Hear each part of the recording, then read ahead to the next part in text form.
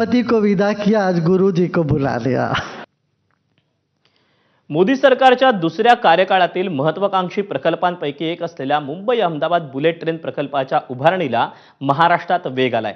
या प्रकल्पाची महाराष्ट्रातील लांबी 156 किलोमीटर असून त्यापैकी 103 किलोमीटर भाग व्हायाडक्ट स्वरूपाचा। यासाठी एकूण 2575 फुल स्पॅन गर्डर टाकण्यात येणार आहेत।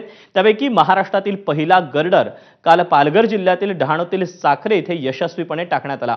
हा गर्डर तब्बल 40 मीटर लांबीचा आणि 70 मेट्रिक टन वजनाचा आहे। यासाठी बॉक्स गर्डर फुल स्पॅन लॉन्चिंग गेंट्री या अत्याधुनिक तंत्रज्ञानाचा वापर करण्यात आलाय। याचा आढावा घेतलाय संतोष पाटीलने। मोदी सरकारच्या दुसऱ्या काळातील जो महत्त्वाचा प्रकल्प आहे तो मुंबई अहमदाबाद बुलेट ट्रेन प्रकल्प आणि ह्या प्रकल्पाचं काम आहे ते सध्या प्रगतीपथावरती आहे। मी सध्या पालघर जिल्ह्यातील डहाणूमधील साखरे ह्या ठिकाणी आहे। येथे ज्यांचे ह्या मार्गाचे ते गर्डर आहेत ते चढवले जात आहेत। कालच एक मोठा गर्डर चढवला गेला आहे आणि आता बाकी गर्डर आहेत ते चढवले जात आहेत। कशी यंत्रणा इथे कार्यान्वित आहे ते आपण पाहूया।